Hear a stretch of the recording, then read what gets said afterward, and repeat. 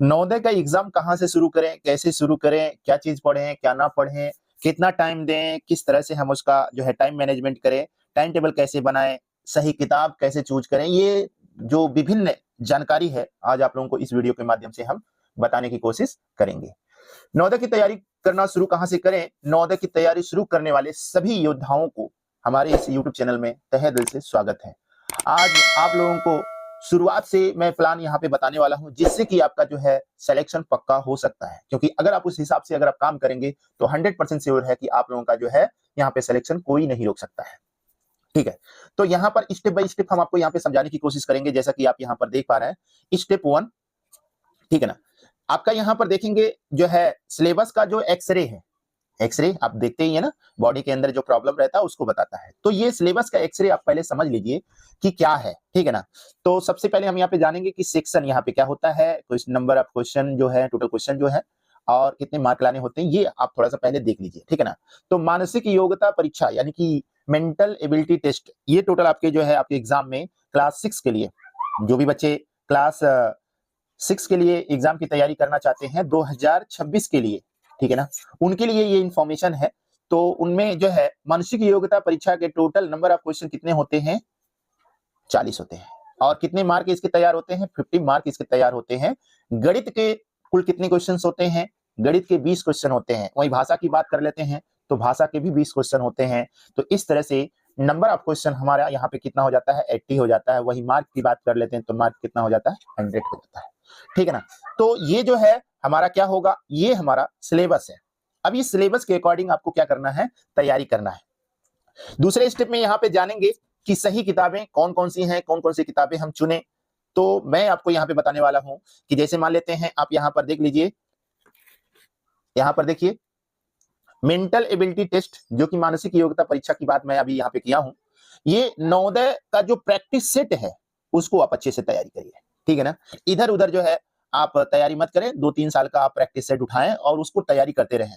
और जैसे मान लेते हैं प्रैक्टिस तो इतना जल्दी होगा नहीं, तो उसके लिए क्या करना है आपको, जो है हमारे चैनल पर सारे वीडियोज पड़े हुए हैं, आप उसमें जाकर देखिए, तरीका सीखिए कि किस तरह से कौन से क्वेश्चन को हम सॉल्व करेंगे, ताकि जो है हमारा बहुत ज्यादा टाइम ना लगे, कम टाइम में जो है उसको हम क्या कर ले, सॉल्व कर ले, ठीक है ना।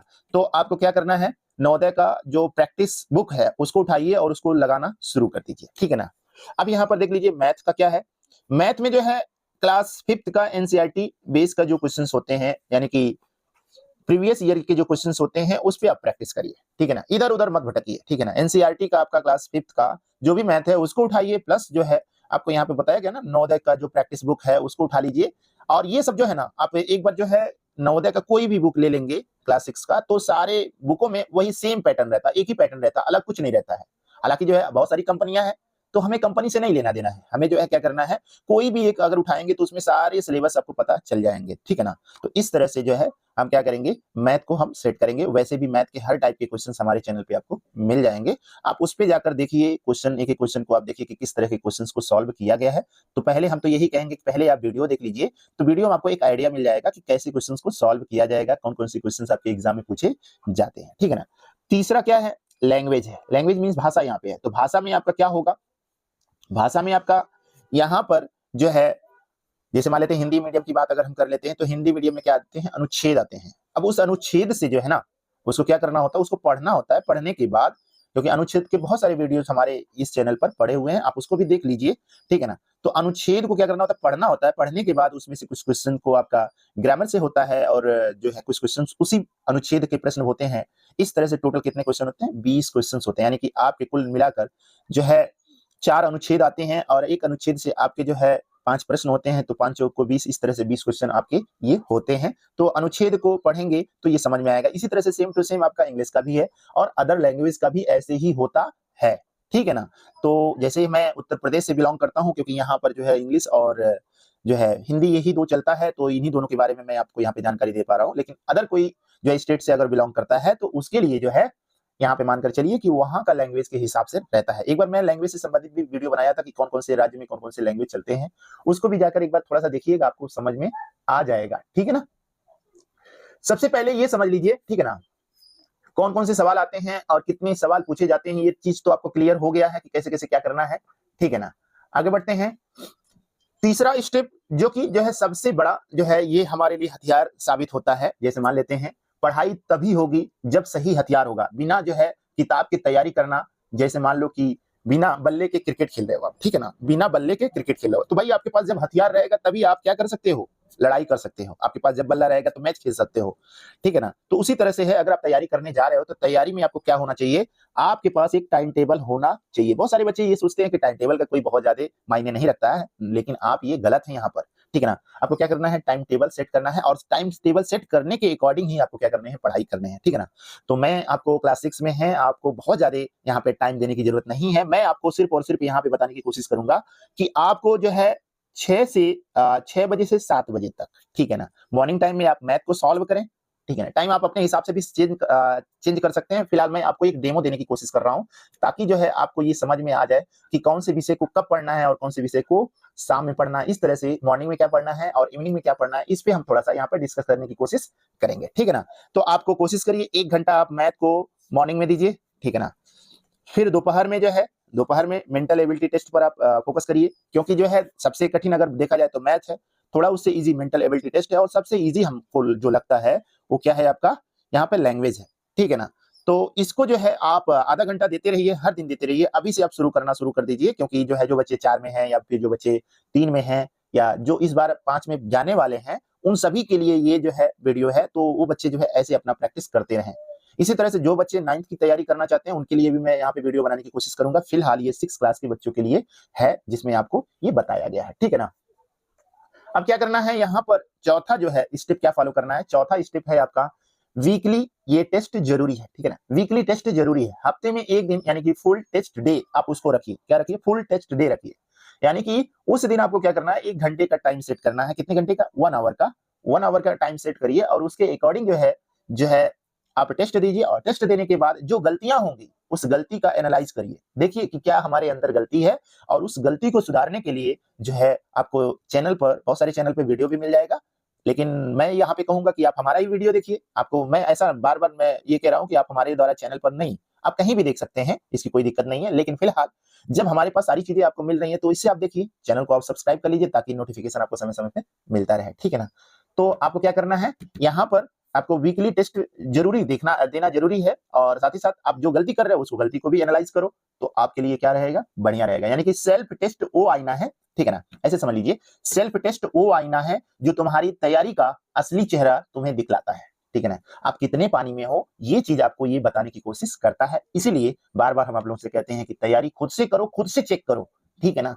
खुद से जब चेक करेंगे तो आपको खुद ब खुद यहाँ पे समझ में आ जाएगा कि जो है हमारे अंदर क्या-क्या कमियाँ हैं, क्या उस कमी पर हम कैसे फोकस करें, कैसे सुधारें। तो ये सारी चीज़ें जो है यहाँ पर आपको समझ में आएगा। अगला जो स्टेप है, अगला 5वां जो स्टेप है, टॉपर माइंडसेट बनाओ, ठीक है ना? टॉपर माइंडसेट का मतलब यहाँ पे क्या है, ठीक है ना? यहाँ पर रोज का रूटीन सेट करें। रोज का रूटीन सेट करने का मतलब आप एक जो है, जैसा कि हम यहाँ पे बात की है ना कि टाइम टेबल सेट करें, उसी तरह से एक रोज का रूटीन आपका होना चाहिए।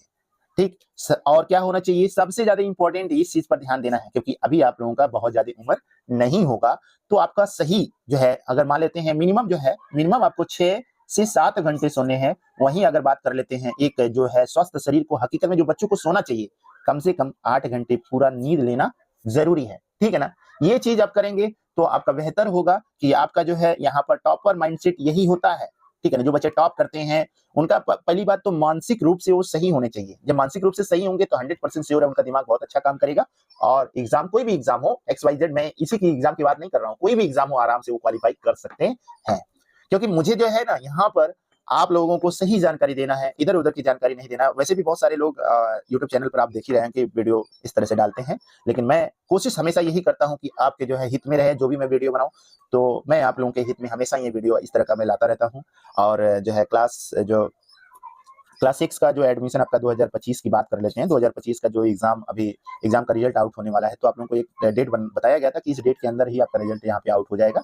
जैसे एग्जाम का जो हमेशा एग्जाम होने के बाद जो उसका रिजल्ट आने का जो टाइम होता है, 2 महीने का लगभग मानकर चलिए कि उसमें आता है, उसी के बीच में ये रिजल्ट आउट होता है। तो 18 जनवरी को आपका एग्जाम हुआ था, तो उस हिसाब से जो आपका डेट सही अगर मायने में कहा जाए, तो मार्च महीने का ये जो होता है, जो 15 से 25 या 30 के बीच में हम कह सकते हैं। मानकर चलिए कि 15 से 25 के बीच में ही आस-पास में आ जाएगा, या 20 को, 21 को, 22 को, लेकिन आपको इसी डेट में आपका रिजल्ट आउट उम्मीद होने का पूरा-पूरा है। और अगर कहीं ऐसा कुछ होता है तो भई उस पे तो कुछ कहा नहीं जा सकता, लेकिन उम्मीद आपका यहीं पर रहना चाहिए कि इसी डेट में आपका एग्ज़ाम का रिजल्ट आउट होगा, ठीक है ना? अगला क्या है? अगला, ये भी बहुत सारे बच्चों को इस चीज़ पर भी फ़ोकस करना चाहिए। क्या है भई?